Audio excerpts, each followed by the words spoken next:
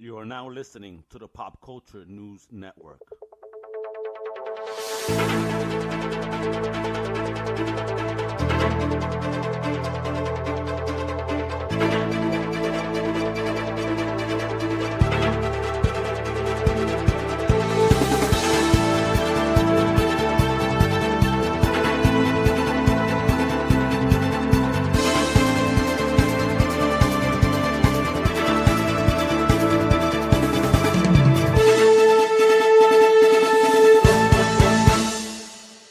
Welcome to the premiere episode of the Pop Culture News Network, otherwise known as PCNN. Woo. Today, this special episode is hosted by myself, Almega, and the CEO of Critics, the one and only Clep. Woo. And we're also joined by fellow comic crusader, all the way from the West Coast, Mr. David, the Ball Raider, a.k.a. Nemesis Howard. Yo, what's up? Yeah, man. In this special episode, we're going to discuss an awesome event that came past this past weekend. We both were working, all right? David was actually working with Clep in this Comic Crusaders Critics crossover on the West Coast called WonderCon. And I was over here on the East Coast setting up PAX East. So let's get into the real comic goodness first, because obviously I'm a comic book geek, and not to hate on my gamers, but love the comics first. So, all right, I'm gonna leave the floor right here to the CEO of Critics. Clap, yo, let us know about your WonderCon experience. Man, listen, this is probably like the highlight of my 2019 right now. I mean, we've been to a lot of cons. Especially last year. I think I touched maybe 8 cons just last year alone. But this one, being on the West Coast for the very first time and being able to, touch LA for the very first time, it was a great experience. We went there, we got shown a lot of love. Everybody was professional. Everyone had a good time. It was just a overall great experience. It was more work, than anything for me and David. I don't know about Dave. Like, he enjoyed himself too, but I mean, for me, it felt like it was more work, but at the same time, it was easy work. From what I understand, you actually popped David's cherry on cons, and what a big one to get popped on, huh, David? That's true. This was my first ever con, and I'll agree, it felt like work, but it's the kind of work that if that's what I have to do for the rest of my life, I'd be a happy man, It was some good stuff. And the thing that got me about this con is, I haven't been to any other cons, but it definitely had a California feel to it. And me being a California boy, I appreciated that. We saw some stuff that seemed pretty uniquely Californian. But, give me an example of that, please. Oh, well, there's this one example. We were walking down and we were getting some pictures and video of cosplay, and we see characters from Steven Universe, along with this guy dressed up as the Grinch, but he's like totally chilled, like in skateboard shoes and stuff. So it's like a dance party breaks out amongst the palm stuff, Awesome. It's dancing along, and I'm like, yeah, this is California Con right here, So it was pretty cool. That's dope.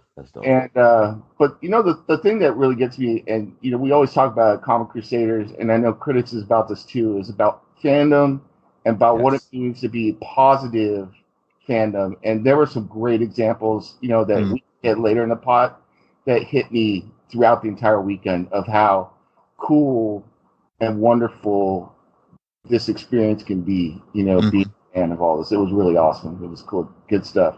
And then all the collecting stuff and everything, man. I'm telling you, as my first con, I didn't know all the ins and outs, and Klep hit me up. He showed me how to the deals and find the books and stuff. Mm-hmm. We could talk about that too, man. We found some great stuff. What it sounds like to me is that Klep was Mr. Miyagi and you were Daniel San. Yeah, he put me on the path. So and I know that you actually spoke to those folks as well, which we'll get into later. Yep. That's awesome. All right, so Klep and WonderCon, what was the highlight?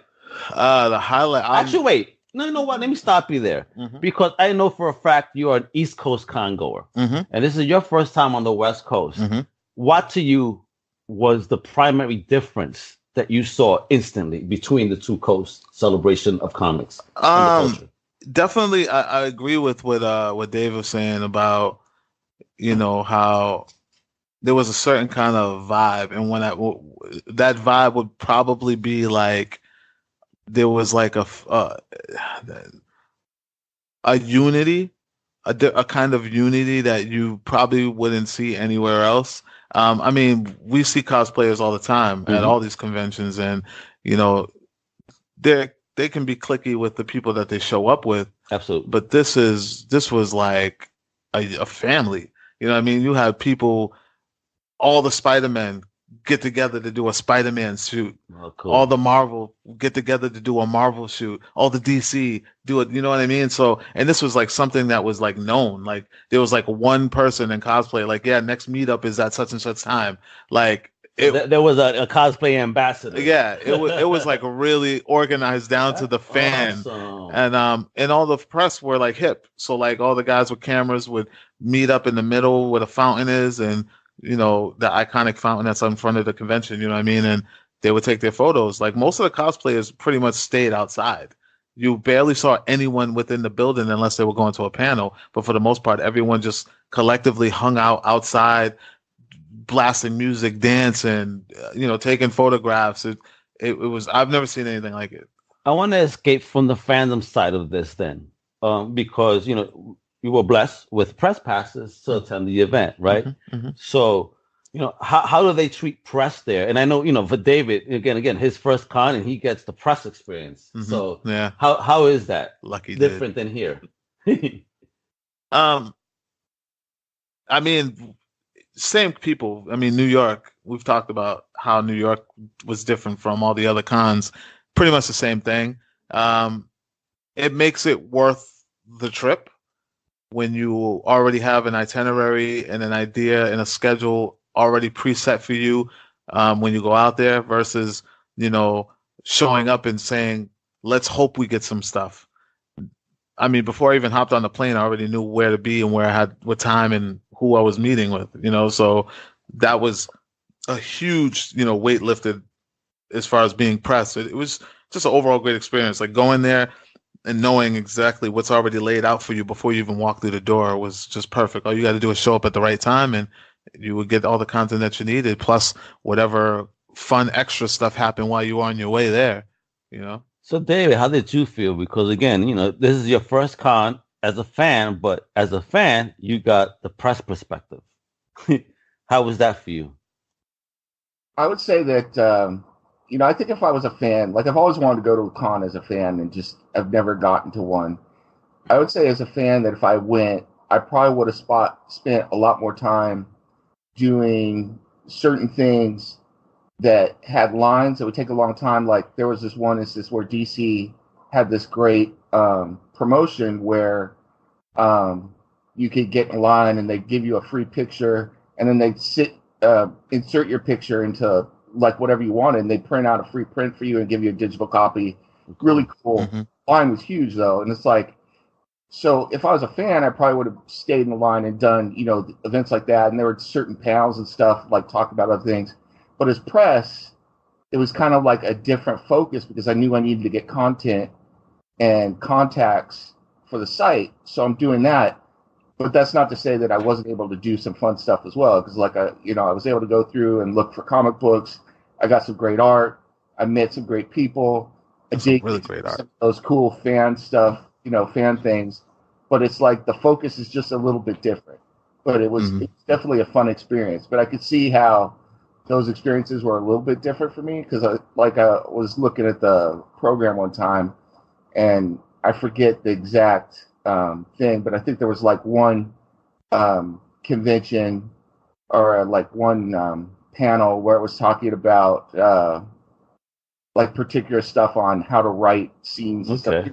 Those are the kind of things I'd probably do if it was just there for me. Gotcha. Versus covering it as a press. So they actually had panels on teaching you how to create and go forward. Nice. Yeah. Nice. What's? Oh, go ahead, Dave.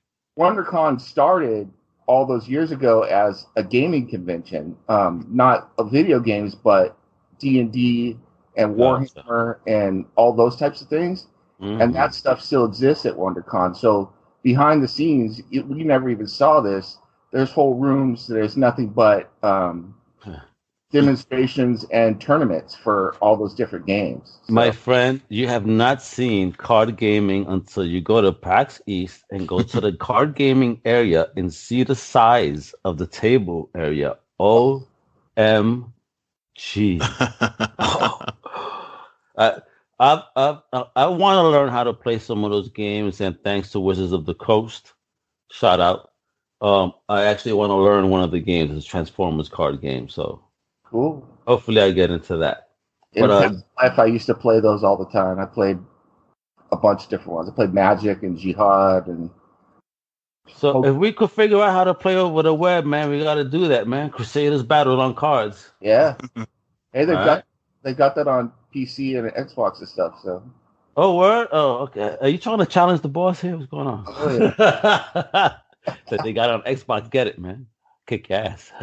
one thing that I could say that was probably not cool about this whole experience from a press standpoint, or maybe even a fan standpoint, depending on what kind of fan you are. Okay. And I'm sure Dave will, he'll agree with me, is that a lot of cool shit was happening at the same time as other cool shit. Definitely. So scheduling conflicts. So we missed the entire DC panel because we were at Cloak and Dagger. Yeah.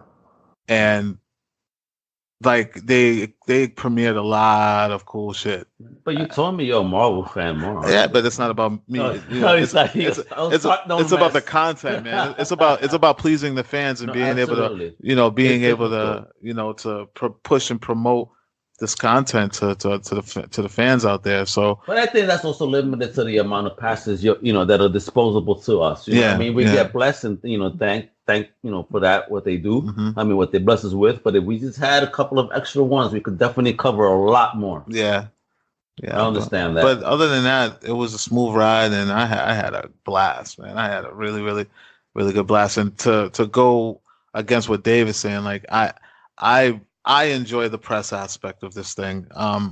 I've done the fan thing, and I will never return. Yeah, but this is his first experience, so give him a regular ticket, and then let's see if he agrees next time. Yeah, right? I mean, it's just I'm still a fan. This is why we do what we do, and I would much rather be a fan from this end than to be a fan on the other end. Because when you're a fan on that end, you're doing nothing but just spending money and waiting around. And I'm glad that Dave got to experience this from our view, because I think it's a very, very special thing. It is a special experience. Not everyone gets this kind of treatment. And I mean, let's talk for a minute here. Because, let's talk about how special it was. Because you guys had some awesome opportunities that I'm so jelly that I wish I had the money to have gone. Mm-hmm. All right, Marvel Rising. That was my favorite interview of the weekend. I mean, David had a very special video there. Yeah. What was popping with our whole crew? How were they as a whole? And how was that panel experience? And can you give us any extra goodies that maybe we didn't hear on the video? They were, well, the interview room was phenomenal. The energy was high.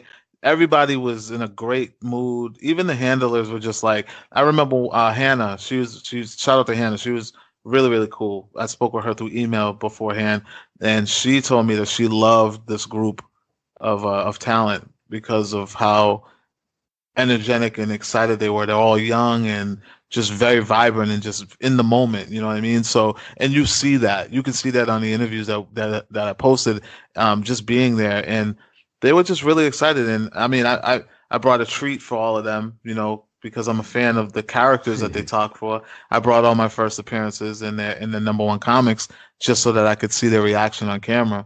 And they all responded really well. Even the executive producer, he was Court Lane. He was excited to see that I had the Marvel Rising comics, and it was just a good vibe. I saw David, about moving forward really promptly with the camera when Squirrel Girl tried to bag your first Squirrel Girl appearance. Yeah. She was, and Milana Vaintrub, who plays Vaintrub. I'm sorry, Vaintrub. I mean, all of them were really cool, but you could tell she loves playing that character so much. She was completely into it, And when she saw Klep bring out that first appearance of Squirrel Girl, and she was just so excited by it. And then to top all of that off, personally, just as a person, one of the nicest people I met all weekend. And I did a video on Twitter for this, but my daughter is a huge Squirrel Girl fan, and I just told her that and asked her if she could send her a message. And I was just expecting her to say hello or something, and she recorded a whole video for her. And, I kept most of it private because my daughter wanted to keep it private to herself. But what she said to her made me want to cry. It made my daughter cry. It made my wife cry. It made my other daughter cry. And it's good cry. It was just so beautiful. What an experience. And it was just really an amazing moment. And then afterwards I said, that was just amazing. I said, can I give you a hug? And she's like, of course. And I gave her a hug, and just a wonderful person, really, really special. And really, that's kind of what I was talking about.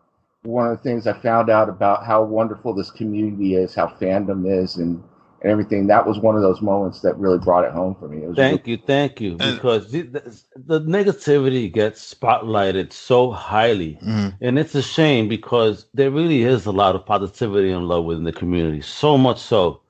And it unfortunately doesn't. No one lets it shine, man. So I'm glad you brought things up like that. That's amazing. And shout out to that whole Marvel Rising crew right there. And that's really the payoff. You know what I mean? To what we do. Like I said, like as a fan, as a regular paying fan, it's a 1 in a millionth chance that you would ever get that experience. Yep. You know what I mean? And they're at the front lines, waiting hours and hours just to enter the building, spending money all day, all weekend get a signature, a picture, and a hi and a bye. And that's why I'm like, we are privileged to be able to say that we cover these events. That we cover these events and get this access, because I mean, at the end of the day, like we worked hard. Dave worked hard. Dave worked hard. Trust me. I salute you, Dave. I appreciate you like a million times over. I'm glad we met because this man worked hard. I know that's Comic Crusaders right there, baby. Team CC. That's my boy Nemesis. Absolutely. And I have to say, I said, if you need help, I think I know someone that got chops. So that those moments, were touching to me as well, because this guy came out first time, not knowing anything, and he did well. I tried to teach him as much as I could, and for him to work as hard as he did and get those payoffs, dude, I felt it. Just when I saw the video, I filmed him filming her, and I sent it to him. Yeah. I was like, wow, man. And even when he met the Rick and Morty voice actor. Yeah. No, the creator. The creator of Rick and Morty. He's the artist on Rick and Morty comic book. Yeah, from Oni. Yep. Yeah. So even that moment, like, it's well deserved, man. I'm happy that you got those experiences there, because this is what it's about. This is what it's all about, man. And shout out to Milana, because that was amazing what she did, for real. Yeah, definitely. And on that Rick and Morty, Connor, my son, if you're listening, turn the volume down right now. That dude was cool as hell. And when I went to talk to him, and he's definitely down for doing a pod with us as well, Alex. Oh, I love it. And I went to talk to him, and every episode that my son's a huge Rick and Morty fan, and he signed and personalized a book for him that's going to be for my son's 21st birthday. Oh, awesome! And he adds on there. He's like, is it cool if I just write something just funny? I was like, yeah, go for it. He goes, Connor, have a great 21st birthday. Don't get too drunk. I was like dying. It was great. It was awesome. See, I love that. See how the community come out showing some love. See, when you show these creators that appreciation while in life, not afterwards, show them now. That's amazing. They give you that love right back. They know how it is. Yep. And don't get me wrong, it's like, the press experience was awesome. I'm just saying, like, not having ever done the fan thing, I'm sure there were some things I would do that I didn't get to do. I'm sure. But believe me, the access and the ability to do what we did with the press passes was amazing, and I wouldn't trade that for the world. And Klep's mentoring on how to do pictures and video and how to go and talk to these folks was just I couldn't put a price on it. It was, it was just so valuable. And immediately, like, I came back, like, I'm going to do a cosplay article for Comic Crusaders. And I was just going to put the pictures up on, and, Klep had showed me how to do stuff. And I was like, you know what? I'll take the time. And I spent an extra hour and did the filters on the videos and added Comic Crusader watermark. And it just looked so much more professional. And thank you. And it was really cool. So it's that Klep's the man, bro. It's just all about like what we do is it goes far beyond just the press and the interviews, and we're like a one-stop shop machine as far as branding, marketing, interviews. We have to do it all. You know what I mean? We have to make people want to engage, and we have to be able to showcase these cosplayers and actors and actresses. Make them look good, and the reason why to give the fans an opportunity. There are a lot of fans that don't have the opportunity to attend these conventions, so to be able to have these special little, inside takes and looks into the culture, deeper that maybe they're able to see. That's why I do. I love sharing all this content and let people know what's popping. But now, it's like doing that with the picture. Now, I sent some of those pictures out to preview the article coming up on Twitter. It's got that Comic Crusaders logo on it. If people like it, they get to experience that cosplay. They see it came from our site. It's branded for them, and I learned that from Klep. And now it's like I feel like I'm spreading the word. Like I had to go to the doctor's office this morning and do something, no big deal. And I'm sitting there wearing my G.I. Joe shirt. And you're sitting. Okay. So it wasn't that you were doing. All right. Yeah. And she's talking to me, and she gets to talk to me about how she likes the stuff and everything. And I spread the love. I was like, I told her about Comic Crusaders, and I had one of Al's cards. I was like, here, this is our site. Come take a look at it. She wrote it down. A bunch of other people came down, took it down. So now there's check that out. Thank you. 12 people at the Riverside Kaiser facility that are going to be checking out Comic Crusaders. So awesome, yeah, man. Oh, listen, all we're trying to do is just share the love, nurture the culture through positivity, man. That's all we want. No negativity, man. We'll make everybody look good and everybody smile. That's it. Yeah, man. Share some love because we need it, baby. I definitely felt the love in that room, man. That press room was on fire. Other than the Marvel Rising, I also know that April 24th, we're going to get the new season, right, of Cobra Kai. And I know you guys had the luxury and pleasure of speaking to the cast over there. So what's popping with that? Yeah, that was another one that was good energy. Like these guys came to work. I said that to Dave when we left. When it was over, I was like, damn, those guys came to work. Like they came in high energy. They bounced around pretty quickly, right, Dave? Like we sat there, even though Martin Cove, like he was long-winded, man. That guy had so much to say, and I was happy because he hasn't been in the picture for so long. And that's why. But it was, he was excited to be there. You can tell, and I think, Dave, his interview ran for like 8 minutes, dude. Like he going for another 5. Yeah, he pretty much got to get kicked off the table from his handler. Oh, really? Yeah, his handler took him off. Yeah, she was like, "Gotta go." And then right after him, we got William Zabka, Johnny. You know what I mean? Oh, nice. Like, how's Johnny in person? You know what's so funny? Like, and I was telling Dave, like this was the better side of him that I've ever seen because I've seen him before over here in the Northeast. Yeah, right? Before the the Cobra Kai thing. And he's a little standoffish. I always heard that he had a thing with interviews. He wasn't really keen on camera. Yeah. He didn't really like doing interviews on camera. He would do audio, but he wouldn't do anything, video. Since then, like a totally 180, man. He's a totally different guy. He chopped it up with us. He was excited. He had a lot to say about the characters and the new season coming up. And like I said, you guys can check out these interviews and everything. And we are critics. Instagram and our Instagram TV, but yeah, they were just so high energy and just glad to be there. It made us happy to be there. You know what I mean? So Dave, are you a Karate Kid fan? And if so, how was that experience? You have to check out those interviews because they were amazing. And Walter Cove, when he's talking about coming back as a sensei, coming back into Johnny's life, and then when Johnny talks from the other side, you need to hear both those perspectives. It's pretty cool. I was geeking out. I'll be honest with you. All the ones that interviews that we had lined up for the weekend, This was the one I was the most excited about. And at one point, when I was on the press line, I got them Walter Cove to say Martin. Huh? Martin Cove. I'm sorry. Why do I keep saying Walter? So I got him to say, there is no mercy in this dojo.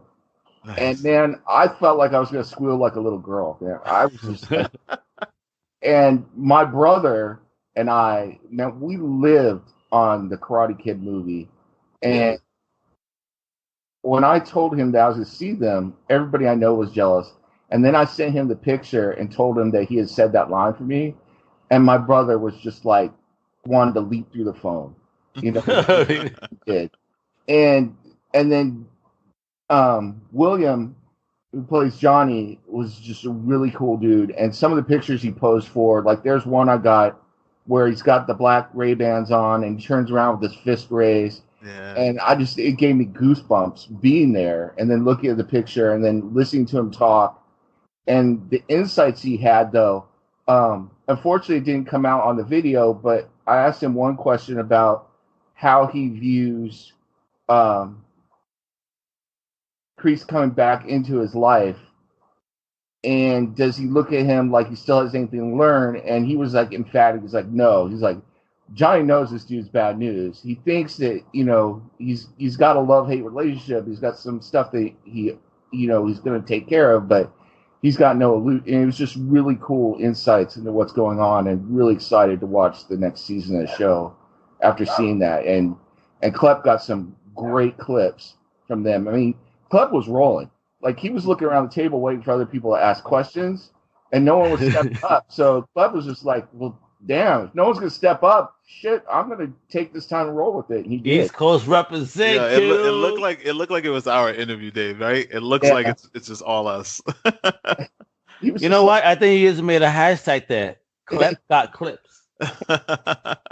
No, I mean, and that's what comes with the experience, man. And I thank you, Al, for letting me have my first round table experience in New York Comic Con with that with the same people. Yeah.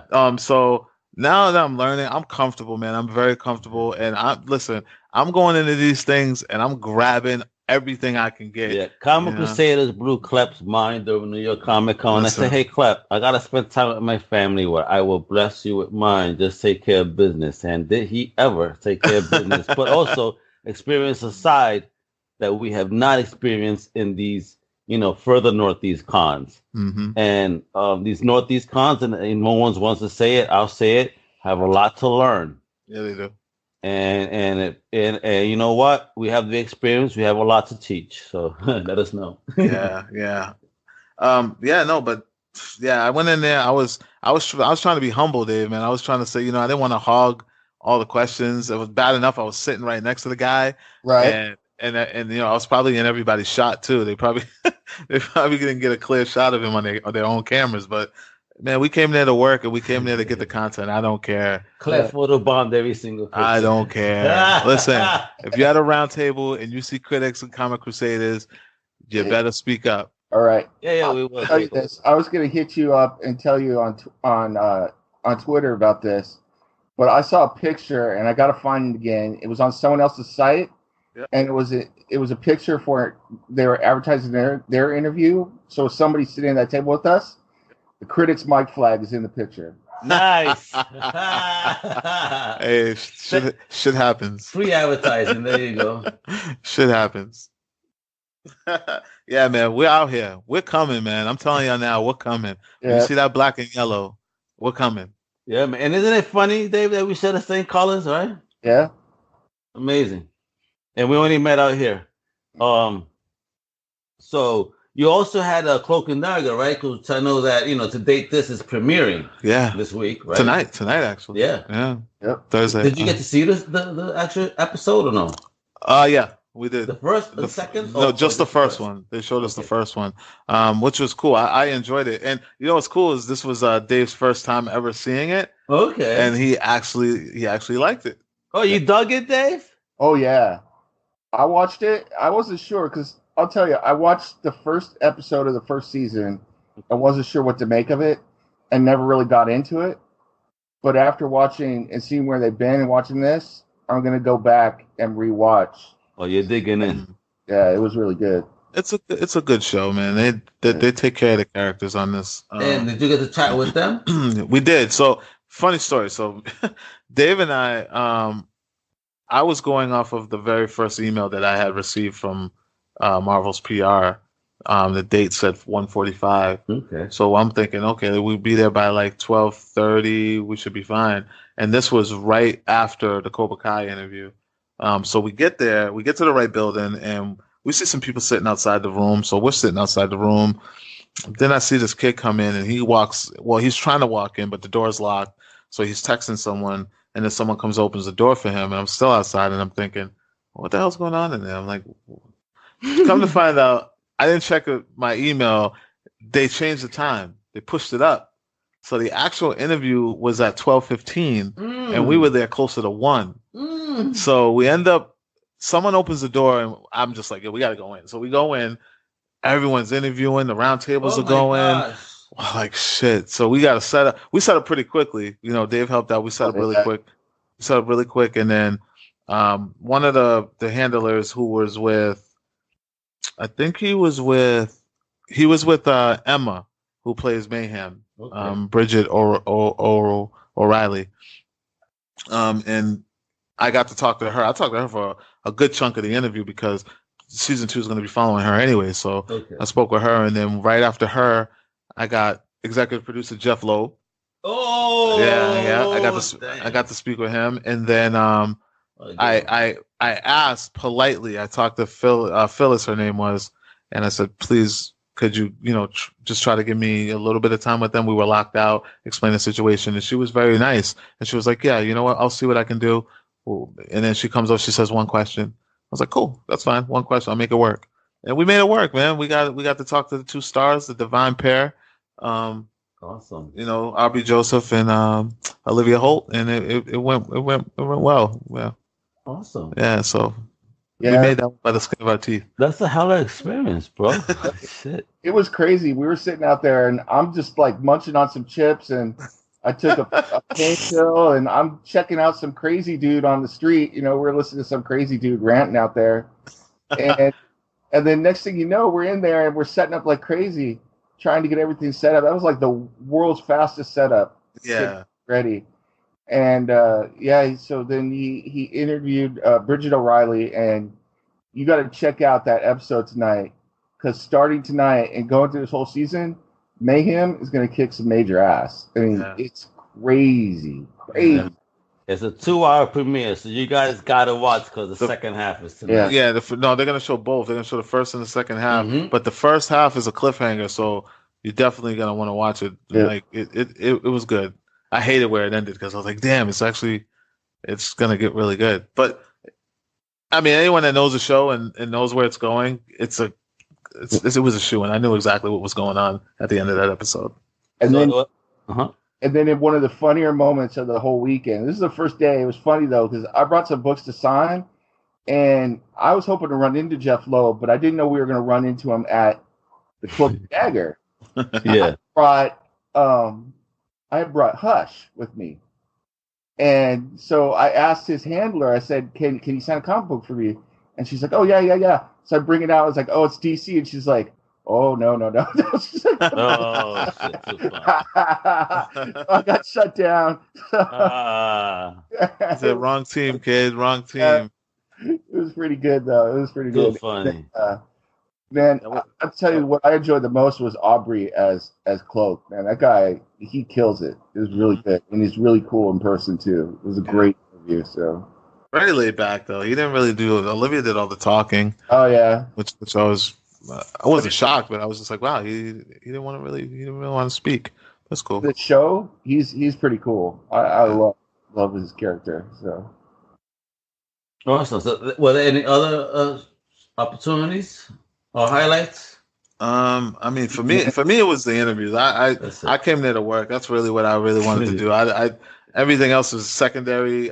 We had some fun times there. I got to try Carl Jr.'s for the first time. That was amazing. Is it good? Oh, it was, dude. What was that? It was like a $6 meal. That shit was like the best. Right? Yeah. 2 burgers, fries. a cookie and a drink for $6. So not bad. Yeah, nah, that shit was bomb. I definitely gained weight if I had that over there. Yeah, what was the other place we went to, Dave? We went to another place the first time. Box and Jack in the Box. Yeah, Jack in the Box doesn't stand at Carl's at all. Yeah, I like Carl's. And then that first night, we were so busy, we were working so crazy, we never stopped. And next thing you know, it's 8:30 at night, and we're like, we haven't eaten, we haven't done anything, and we were going to eat. This is a true story. We were going to eat, and we went into the food court that was inside the convention, in one of the hotels. Yeah. Took a look at the price. It was like $12 for a 6 sub. And we're like, oh hell no. I don't know. After that 8:30 at night, we slept it out and went to Panda Kitchen and had some Chinese food. And I'll tell you, maybe it's because we were starving, but that was the best Chinese food I've ever Definitely. It was the first time. You know what it was, Al? It was the very first time I ever saw mall Chinese food outside in the street. Oh. They had a standalone store, like a standalone restaurant, and they were selling mall Chinese food. Oh, what? Yeah. No way. Yeah. You know, I felt like that at PAX this weekend because there was this food truck that that chicken sandwich. Again, I don't know if I was hungry, but it was like cooked in Dijon mustard and it has some cheese that I can't pronounce the name of on a nice toasty bread, brioche bread. Oh my god! I was going to die there. That was so good. Again, I don't know if I was that hungry, but it also had the best price because, geez, somebody was charging $7 for half a sandwich. You know that you mentioned that, like, Dave, I don't know if you noticed this, like, because we did talk about like brown bagging it, which is what I'll probably do next time. Next time we'll bring in our own food, but security was really light. They're lax. They didn't check a bag in sight. They didn't check? No, they didn't check our bags. No. Security at PAX basically just lifted the bag and put it down. Bro, okay. They didn't even have metal detectors at this place. No, not metal detectors. They didn't have a single metal detector. I have a fucked up belt buckle. It's a skull with horns, so it always goes off. Yeah, no, they didn't check our bags or anything. Nothing. No? Damn. Nothing. Not a single. Nothing. There you go, bro. Next time you gotta take some sandwiches. Yeah. That's dangerous. That was crazy. Now I didn't even think about it, but yeah, you're right. Yeah, we were in and out all day. Don't worry, Nemesis next time is gonna cosplay. Wait. Actually, let me take that back.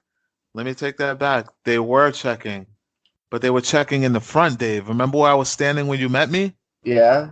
They were checking there, but we came in through the garage. They weren't checking. Yeah. Because I hit you up with the disabled plates. Yeah. Oh, dude, speaking of this guy, man, this guy can get you in anything. All you got to do is walk around with the cane, and he was like getting all the access in the world, man. Yeah. You know what? Okay, at PAX, I'm not going to lie. My friend Jay, he's disabled. He had a disabled pass, too. Are you serious? So we had the best parking in the world right in front of the con. Damn, man. It was wonderful. And security wasn't bad at all at PAX. I gave them that. They were definitely up everybody's butt and making sure there was safety and there was no issues. Everybody had a good time. Yeah, no, they only had security on one side of the building, and it was in the main entrance. There was no security by the garage where you actually walked in. No. You had cops in the front, the back, the sides, up in this one. They did have a lot of dogs there, though. Oh, yeah. Dude, I saw a funny thing at PAX. Somebody, I guess, got pizza delivered. They had the dog come and sniff the boxes to make sure there's nothing in it. Wow. Huh. Interesting. Yeah, they had dogs sniffing anything that was in a box. Somebody else had a box and also was getting sniffed. I thought it was funny with the dogs, though, because I was like, what are the dogs going to do? It's like we're walking around, and by Sunday afternoon, you can smell the bud in the air at different places. And I was like, this dog's going to be hitting on everything. So it's like, oh, that dog is going to be high. Forget about it, because that PAX was the same thing. I smelled nothing inside. But the moment I went to go towards the food trucks, now I know where everybody was going towards the food truck. They were hungry. Because that bud was in the air like a mofo. Oh, my God. My THC receptors in my brain went off ding-a-ling-ling. Yeah, no, it was. I thought at first when I saw the dogs, I thought they were cosplay. I didn't actually know that they really had like security out there with dogs. I thought it was a guy in cosplay. He said cosplay dogs, bro. Holy um, shit. yeah. Yeah. And then the other event we went and we met with Legion M. So that was pretty good. That's the one. So see, I had spoken with Jeff Anderson on a previous podcast on the cover case. Make sure to check out that UCPN special with me and Bobo and Jeff. Mm-hmm. But how is he in person? Because I know he's really awesome company, really awesome dude. Yeah, popping there. I was chopping up the interview right as we speak. Yeah, dude, high energy again. Like Legion M, I thoroughly believe in this project. I believed in it before when I first saw them. I stumbled across them a few years ago, but I just didn't know what it was or what was going on. I thought it was something I was going to have to pay for. But it's the perfect combination. You know, the fan and they control. You know, the projects, movies, gaming content, whatever they fund it. It's a fan-made entertainment company, and we're gonna have a full interview about them on our YouTube on Critics TV, and also on wearecritics.com. We're gonna have a whole article about Legion M. So you guys make sure you check that out later in the week. Definitely. I took Jay's advice from Jay and Silent Bob. I joined the Legion as well. Join the Legion. Yeah, exactly. That was awesome. And I'll be honest with you, I'm a believer in the project after seeing it, after talking to the guy and seeing the projects they've got lined up and their whole, how their whole business model and how they deal with creative projects. In fact, I'm thinking about submitting a few of my own creative things to them eventually. Mm-hmm. And I believe in it so much that when they open up for investing again, I may put a few bucks down into the project because it's really amazing. Yeah, I'm on board 150% with this. I want to be a part of these projects. I want to help out with marketing and promoting and all that. So definitely check these guys out, man. I've been campaigning, telling everyone to check this out on my Instagram for the past weekend. So hopefully, people are jumping on board. Yeah, I heard about them from watching Kevin Smith, and I knew they were doing Jay and Silent Bob, but all the other stuff they've got lined up, I didn't realize they were doing Mandy. They did Mandy, mm-hmm. which is amazing. They're doing the Token movie, which I heard that you guys, the two of you, may end up going to, which sounds like an awesome event. Yeah, we have a wonderful opportunity to check out the screening that's going to actually be hosted by Stephen Colbert, if you believe it. Yeah. Yeah. And then they're doing another movie that looks sick. And I know Al's a horror fan. It's called The Field Guide to Evil. Holy mackerel. Oh, yeah. That just dropped. Really? That just dropped last Friday. Yeah. It's sick. It's sick. Yeah. Like sick, twisted sick. So. Oh, I love it. Listen, I'm sorry, people. I don't really want to apologize for this, but I have to because people are sensitive. But I love violent stuff. I grew up with 80s horror, early 90s stuff that was absolutely bloody and gory and violent. That's what I'm a fan of. I want to see more of that. You're not alone now. I love horror. I understand, but some people are so sensitive. Come on, this horror is supposed to be fun. Enjoy it. I'm going to go check out the new Pet Cemetery tomorrow night, so I'll let you know. I saw it last night. Yeah, I was about to say. I heard this before in passing as he was on the phone. He goes, I saw Pet Cemetery. Now, I don't want to say what he said. I leave that to him. But I have to ask before we get into it. Or maybe we should ask together. How was it, right? On 3. 1, 2, 3. How was it? Do you really want me to tell you, Dave, or you just want to check it out yourself? Give me a thumbs up, thumbs down. I can't do that. No, based on your score, you could just say it. I know what you could say. All right. Here's my best explanation. There's two ways to look at this film. If you are totally disconnected from the original and have never seen the original, you may very well enjoy this movie. Okay.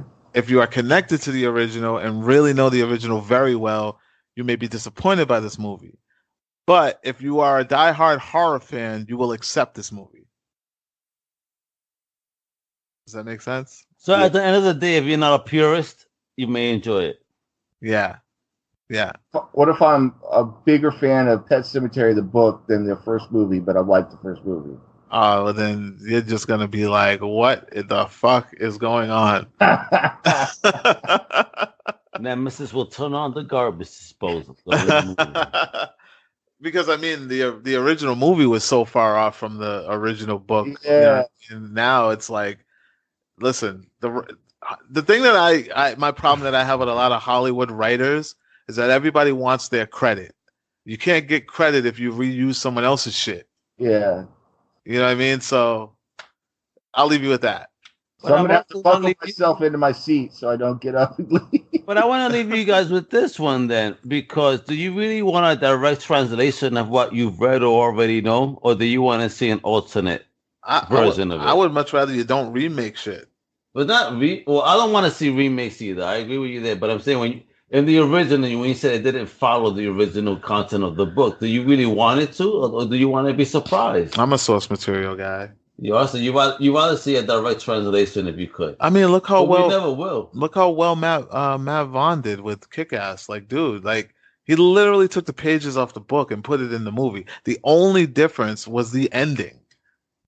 The only difference? No, but it was a small difference because I mean, quite frankly, electrocuting someone's nutsack isn't really family friendly.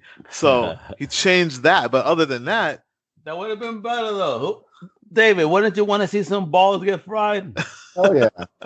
See, I don't want to see them kill the spirit of the book. As long as it stays true to the spirit. The spirit. Okay. So, like, take for example, Civil War, the movie. You know. Oh God! Don't get me started. He stopped. You can't call that movie Civil War. You know, and even though I enjoyed the movie for what it was a Civil War. No, it's not. When I left, I was mad. I'm just gonna say it. I was mad. I felt cheated, and over time, I've grown to appreciate it because I like what I got. But it's not Civil War. I won't call it Civil War. I call it Captain America 2. So I call it Captain America: The Bromance. My poor Bucky. He didn't know, Tony. He didn't know. Oh man, yeah, Civil War is one of my favorite books, man. I accept the movie too. I like it. I thought it was Civil done War well. Is one of your favorites. They didn't even end Civil War within Civil War. It ended in a Captain America comic. Yeah, that's what pissed me off about that. The real ending of the Civil War didn't happen within their own book. Yeah. And then when they had Crossbones in it for like 5 seconds, you know. All right, they burnt the shit out that motherfucker. Yeah, it's like, why are you even teasing me with Crossbones when Crossbones should be killing Captain America, not? I know. He did. Yeah. Like, get out of here! Don't even put Crossbones in it if you're gonna tease me like that. So how about you know what? You're gonna have to cosplay Crossbones in the next movie, bro. We're gonna do a movie. Okay. Actually, Crossbones is supposed to be an Endgame. Really? That's what he survived. I think so. I'm probably not mistaken. I could have. You see, Stan Lee didn't survive Endgame. You said he what? He didn't survive Endgame. So. He's in it though. Yeah, but he didn't survive it. Didn't say that he was one of the fallen. No. In the poster, it said the fallen. That was a joke. That was just Stan Lee poster. That was just a joke. That's a good way to explain why he's gonna disappear, though. He's definitely in it, though. He's definitely in it. He's a fallen member of Mendito. Yeah, but go check it out, David. I like to know what you think, man. Enjoy it. I mean, like I said, if you love horror, you'll get something out of it. But when I'm done with y'all tonight, I'm going to see Shazam, and I know you gave me the thumbs up on Shazam. Oh yeah, you're gonna love that. Yeah, he couldn't stop talking about it. Love that but shit. I want to get into something because since I went to the show too, I know it's gaming, nobody gives a shit. But PAX East, that was actually a really dope show. I showed clips of footage of how wild the crowd is and humongous, if you will. Yeah, Dave, this thing was bigger than WonderCon. Wow. Yeah. You know, listen, you have not gone to a convention until you have gone to a gaming convention that is PAX. Jesus Christ, the wonderful fandom, but the amount of the fandom, because of the size of the show, is overwhelming, to say the least. Mm. And the presentations are amazing. The opportunities in the games from all these developers. I mean, you're going to see a couple of videos that our boy Josh, I'm for aka the random dude, is editing right now. We got amazing interviews with Breaking Games, with Becker College, MLI Books. I mean, tons of footage. Devil's Hunt, Bus Simulator. We had one of my boys, Jay Fry, driving an actual this game. You actually are driving a bus. You actually pick up people. You actually collect money and give them change. What? Yeah, but my boy was so fucked up because it was in pounds. So he's like, "How much I gotta give him? What the hell? I wasn't prepared for this." And then apparently he had a guy in a wheelchair to get on the bus, and he accidentally turned off the bus, and he couldn't open the ramp. And you would see the guy in the wheelchair livid, like, "Why aren't you picking me up?" It was hysterical. So it's real life, and they get you on parking, timing, how you drive. Yo, you gotta do everything legit. You'll be driving from Massachusetts Buck Company or San Diego, whatever, in no time with this game. Wow. Well, now they've got me because now they've got to do a DLC where it's the speed DLC. Yeah, right. My shoulder. So it's Nemesis and Sandra Bernhardt. What did you do? Let me see. There was a great game called Pacer X racing game that was really dope. I actually spoke to the developer of that game. Really unique and fun. If you like a Mario Kart style game, but AKA with floating cars like Looney Tunes from Dreamcast mix with a high def view. It was insane. On this one, you had a capability up to 16 players racing, so that would be definitely fun. I talked to Daedalic Entertainment. A ton of independent games, one of which called Crypto Fall. They sent me the code for them. Thank you for that. And this is a fully immersed world. After an apocalypse, I mean, you're doing everything, feeding yourself.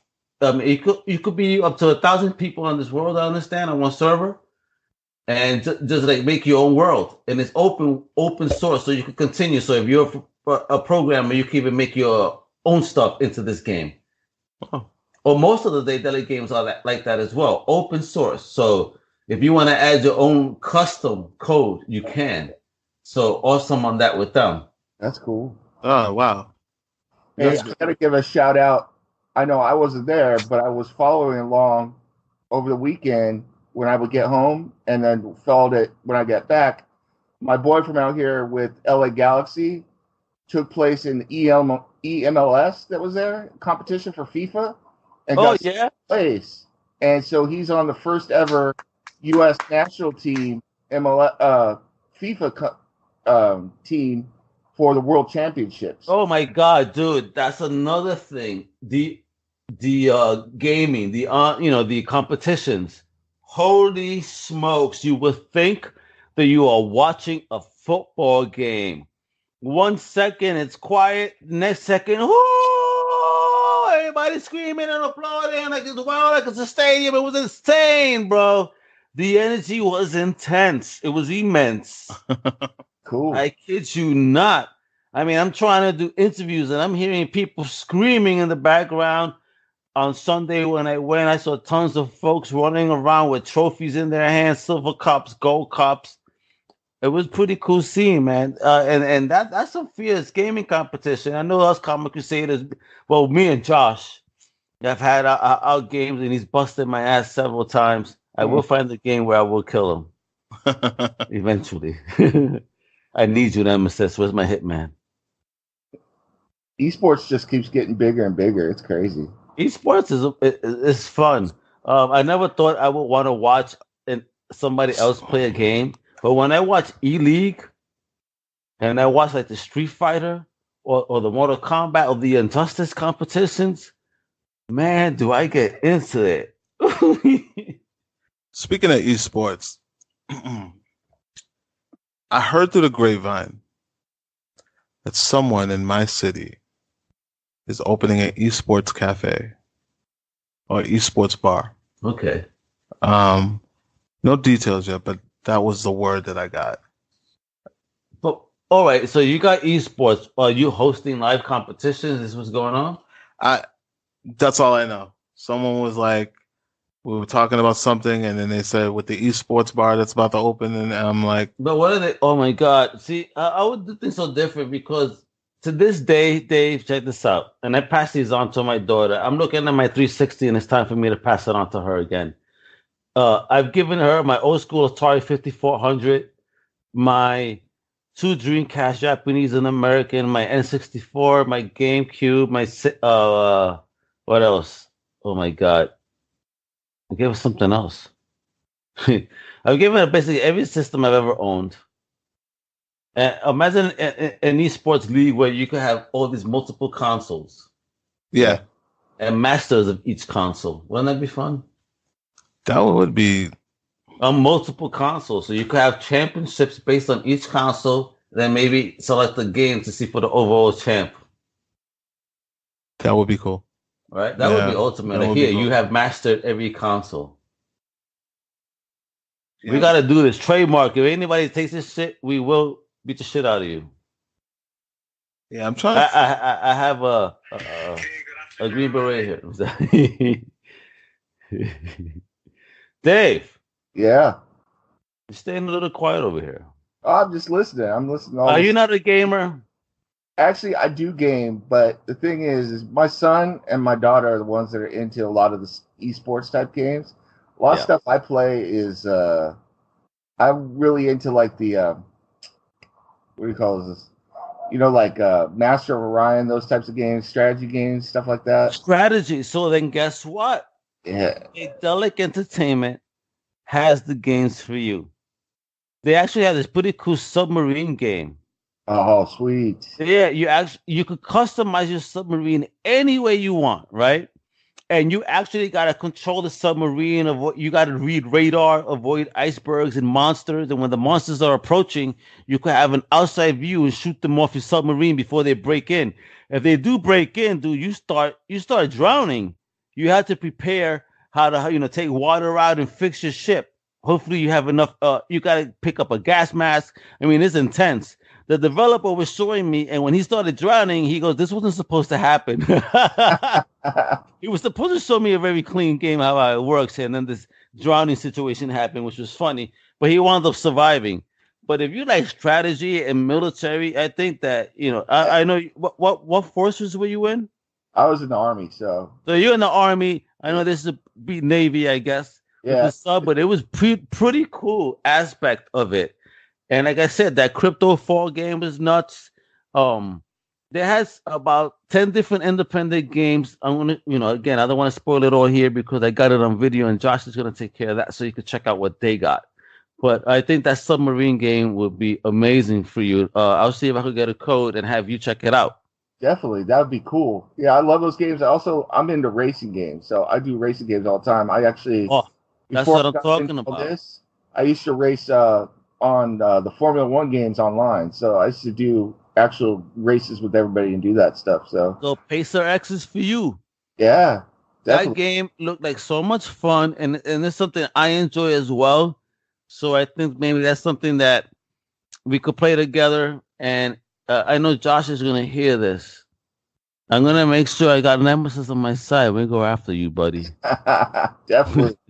I'll tell you, if you want someone who is an assassin at those types of games, though, you want my 13-year-old daughter, Kirsten, on that, man. We play Mario Kart. She takes me, her brother, and her sister on, and she'll kill us all. She'll wipe us all out, and she's laughing while she's doing it. That's my daughter with it, too, man. Isn't it funny how our kids pick up our consoles and end up kicking our asses in them? There are several games that she would never beat me in. She would not ever beat me in a fighter game. She will beat me in a racing game. See, she has overcome me in Rush 2049 for Dreamcast, and she has overcome me in Mario Kart. And what was the other game? There was another little stupid racer we used to play for Nintendo 64. Well, Ridge Racer. She overcame me on that one. See, I'm still waiting for the challenge to come. I've thrown the gauntlet down for Injustice. So me and my Flash playing as Flash on Injustice 2, I'm ready for all comers. So okay, guess what? Last time I know it didn't work out, but Omega is free this couple of days if the family is away. So I think I'm gonna put out that challenge again on the Xbox. I know you picked up last time. Yep. I hope the rest of UCPN or someone from CC or even critics, if they're not scared, or pick up that challenge. I don't do gaming. You see, yeah. Klep just works on the computer, and you know what? Maybe we need an announcer in the background. Somebody annoying us, like, "Oh, he's kicking your ass. What are you doing right now? Oh my God, no!" But I know that going back to branding, I know that Critics now has We Are Critics Gaming, so they got folks that do gaming. Yeah, we got a couple of people who focus on the genre, but I'm old school, man. Gen 1 NES. Gen 1? Yeah. I mean, that's it? That was your last system? No. It wasn't a lot. Come on. I've had every Nintendo ever made. I've even had Sega. I've even had Atari. I had TurboGrafx. You ever had that? Damn, TurboGrafx 16, huh? Yes, the Splatterhouse. little chips, Slaughterhouse. Yeah, they were ahead of their time in Bonk's Adventure. I remember Bonks. Yeah, when they used to have a boy head, they used to call me Bonk. because I cracked. All right. My parents still have our Atari 2600 from 80 with the wood paneling. I love that. You better take it right now. You better steal that from your parents. I'm sorry, Mr. and Mrs. Howard. It's just it's sitting there in a box doing nothing with all sorts of the cartridges and everything. It's all me too. I got a whole bunch of them. Yeah. Talking about the Atari? Yeah. Yeah, I still have my Atari too, the original. I got tons of games and the system, and my wife, her cousin that lives in South Carolina, has collected every system that you could imagine. This guy's closet is a proverbial Toys R Us. Under his bed is fucking GameStop. Every fucking system you ever believe. In his drawer, he got a Glock 9, so don't fuck around. The basic thing is that 2600 still works. The cartridge still works. Yeah. And I went 3 Xbox 360s that died on me. I'm not. Do you know why, Dave? Because back then they made quality product, quality material. They knew if you spend your money, they wanted it to last. They weren't thinking about, I guess the bottom line, they were thinking about making a quality product. And nowadays, they're just making shit to last X amount of time so you can upgrade, because this is why they come up with new consoles. So at one point or another, your console will die and they will force you to upgrade. I got red ringed to death 3 times on the Xbox 360. Jeez. But I'm not bitter. Not bitter. I only got one. Still got mine. I will flip out because I bought so many independent games for mine that apparently can't transfer to the one. So, and they told me, well, you can only keep them so long as the Xbox is alive. That's the one I have. Look at that, beautiful. $1,000 Atari 2600 going for $1,000 on eBay. All right, I'm gonna go Ocean's 11 on my parents' house later. Wait. He's gonna go Ocean's 11, but remember, for the con, we're gonna go Ocean's 8. Yeah. Right? No one heard that.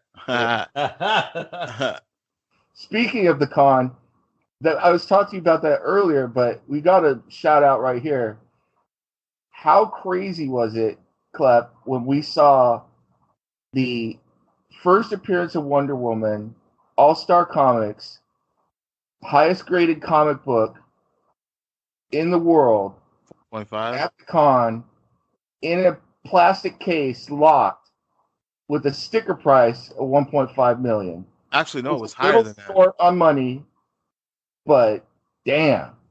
Yeah, the grade was what, 9.4? What? 9.5. 9.5, yeah. That shit got pressed and a lot. And then there was one below it that was like 4.5. That Wonder Woman got pressed. Yeah. That shit got ironed. That shit went through the ringer to get clean. Yeah, these guys. This is not in OG condition. It is impossible to find any book from that era in any 9-point plus condition. So I know people say all the time. They say, "Yo, somebody will buy it." I don't know, man. He didn't have someone will buy it. He didn't have a book under $23,000. No. Dude, if somebody paid over $3 million for a Soups, right, or five, whatever, or a Bats, whatever it was, somebody will pay at 1.5 for a Wonder. Absolutely. She's the Trinity, dude. He had like 6 Amazing Fantasies. Number Look one. at her right here. I mean, number 15. I'm sorry. George Perez version. Look at that. Yeah, this guy had some gems, man. That was cool.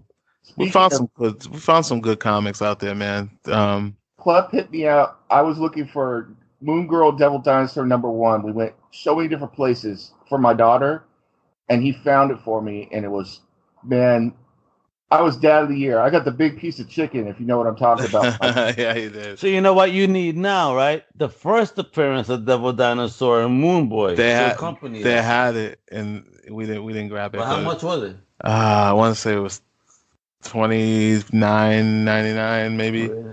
I think he wanted like $30 for it. You know what I'm gonna do here, David? What's that? I have the first appearance of Devil Dinosaur and Moon Boy. I'm gonna say it right here because you did such an awesome job. Yeah. I'm gonna send you that bad boy for your kid, so you could accompany and have the real set. Dude, love. Thank you, man. That is so awesome. No, well deserved. I'm gonna pull that out my collection right now, and I'm gonna send you that over the weekend. It's yours. And that's what fandom is about, though. Like, there was a moment, and thank you so much. That's what Almega is all about. Everyone who's listening. Mm-hmm. There was a moment when we were at lunch, and I was sitting down, and we got to talk to this man and his two daughters, and they were going to the con for the first time. And I asked them what her dad's favorite book was. It was Spider-Man. And I was like, you know, this girl's here. This is her little girl. She was like 6, 7 years old. I was like, why not? I reached into my comic book, into my bag, because I brought some books with me. And I pulled out my Ultimate Spider-Man Annual #1, and I gave it to her for her to share with her dad. And the smile on her face, and she hugged it. It was amazing. Yeah. And that's what fandom is about. And over the holiday, I have this friend, and her and her son are like huge Spider-Man fans. Just Peter Parker, whatever, they love it all. And you know, this was around the time that the whole Spider-Verse was coming out. The movie was dropping. So for Christmas, I made a gift basket for her son filled with all Miles Morales things, including first appearance of Miles Morales. Oh, nice. And the #1 Miles Morales solo comic. Nice. And also the Miles Morales sneakers. Awesome. So, and that's, you know, that's going to be his first comic ever. You know what I mean? And hopefully that, like Dave said, hopefully that sparks interest later on in life. So, you know, like I said, we put value on this stuff. Yep. I have 2 of those Miles Morales appearances. So this one, I got my bad boy too. Yeah. I have to. It's half Puerto Rican. I have to collect my Boricuas. Yeah. Wasn't there some great Miles Morales cosplay there too? Oh yeah, it was tons. I'm glad to see that though. You know, and like Spider-Verse, something that really attracted me to the film was that they really did focus on his Latino heritage. So, to those producers, thank you. And to actually have that Boricua accent, the mother, you know, you gotta be Boricua to get it, and they did it. So thank you, yo. That was really deep, and you do know that this Moon Boy stuff, and that's Kirby. So we're putting hard to the king. Nice. I ended up getting the first appearance of Monica Rambeau. Oh, nice. Yeah. Captain Marvel. Yeah, her bestie. In the movie, it's her daughter, but in the comics, it's her best friend. So I got that. I'm trying to think. My comic book find of the weekend, I was so surprised that this guy let it go, and he didn't know what it was. But I was happy as I found, 1981, New Teen Titans, George Perez and Marv Wolfman, first appearance of Terra. Nice. Oh yeah, you did get that. Yeah. Oh, you got it for cheap too. I got it for $3. Yep, and now that she's gonna show up on the Titan shows is insane. Yeah. Yeah. Yeah, he did get a good deal on that. But like I said, there was so much stuff that we didn't get to see. I could have easily had gone broke there. Like, yeah, I had to contain myself, man. I wanted to buy up everything, and we had to walk away. And I said it before, but I'll say it again. I learned a lot about how to go. When I had some free time looking for stuff, Clef showed me how to find things, and another thing he helped me find.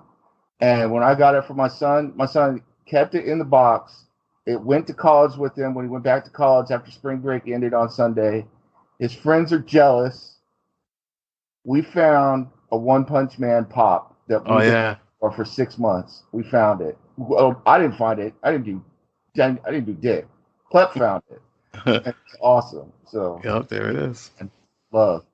Yeah, I told him, I said, listen, whatever you're looking for, when it comes to the cons, whatever you're looking for, you're going to find. As long as it's not like, Silver Age, 1938 comics. I mean, you'll still find those there too. Oh, but I told him, I was like, he said One Punch Man. I was like, dude, I see 100 of those back home all the time. I was like, you're gonna find it. I told him, you're gonna find it. Yeah. And I said, you're gonna find. I said, you're gonna find that Devil Dinosaur too. Someone here is gonna have it. Yep. and sure enough, someone had it. But yeah, when he was saying I was showing him the ropes, like a lot of things, like you never call out what you're looking for. You always call it by the title. You never say, I'm looking for such and such first appearance. Because at that point, they're just going to throw their own price on it. Yeah.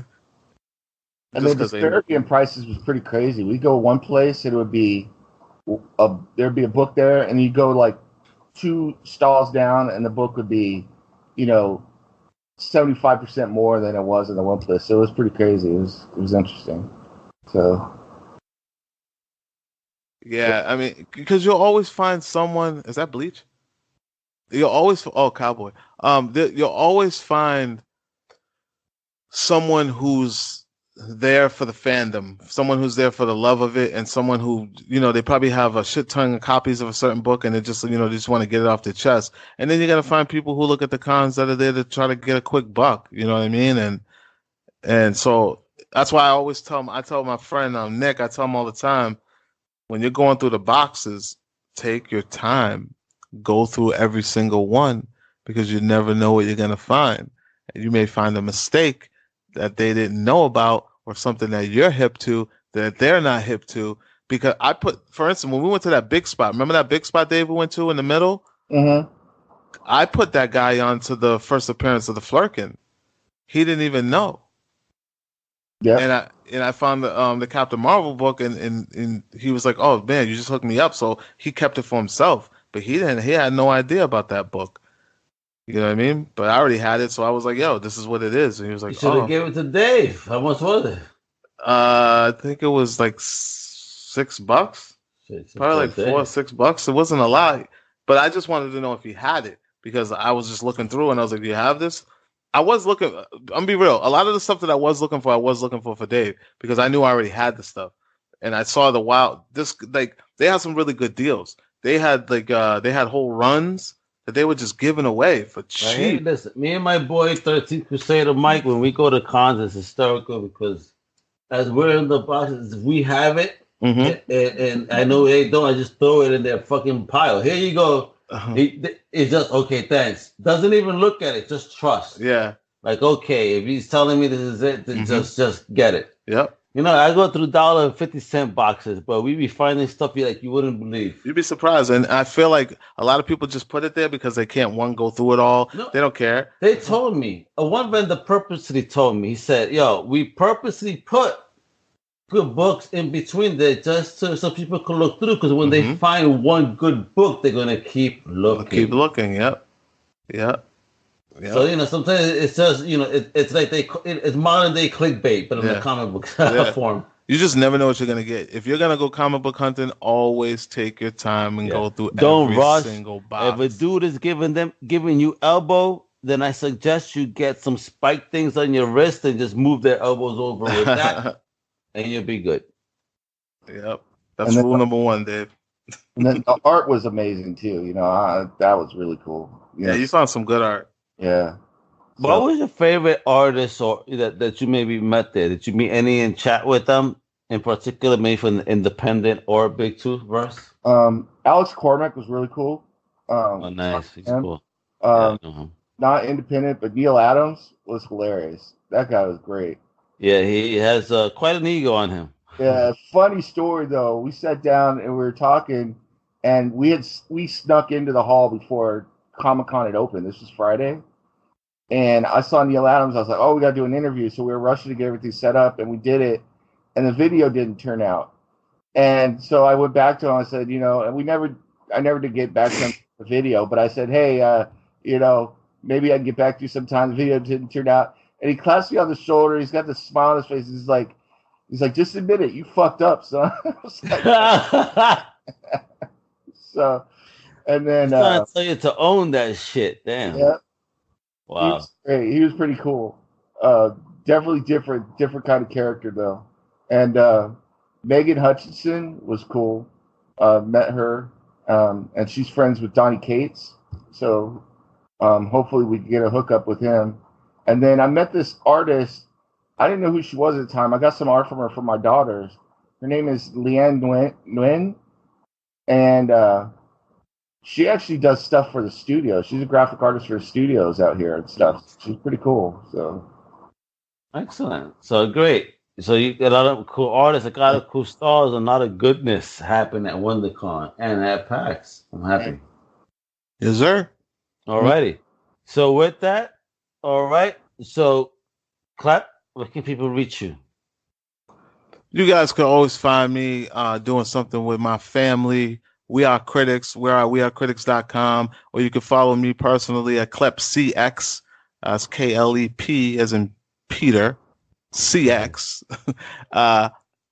And yeah, I mean, follow us on We Are Critics on Instagram. We Are Critics Comics on Instagram. We Are Critics Music on Instagram. And now the brand new We Are Game Critics on Instagram. And we're also on YouTube at Critics TV. And we're also on Twitter at We Are Critics. I mean, we're everywhere, man. Just put in We Are Critics and we should pop up somewhere on Google. Yeah, that's where I'm at. They're everywhere. My God. David, let people know about your personal handles here, if you'd like to, and so they could share in your awesome little shenanigans that are going on as you continue to be an awesome comic crusader. Cool. Well, it's easy to find me. I'm Nemesis FC2 after the now dead Sunday League soccer team since we all got too old. Nemesis FC2 on Twitter and Instagram. And then you'll find me writing stuff for Comic Crusaders and doing pods for the Undercover Capes. So, yes, sir. That's it. Awesome. And yes, sir. Make sure to follow Comic Crusaders at comiccrusaders.com. You can also find all our social handles there. Then you go to undercovercapes.com. Same deal. GeekyMagazine.com. Same deal. You know the business. There's the Pop Culture News Network. Yep. You can also find us there on Twitter and on Facebook under the same handle. Pop Culture News Network, PCNN. This is Comic Crusaders. This is Critics. This is Al Mega. This is Clap. This is Nemesis. What? Thank you for listening. And we are out. Peace. Yeah.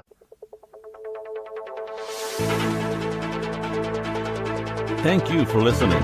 Make sure to follow us at Pop Culture News Network on Twitter and Facebook to stay up to date on all things pop culture.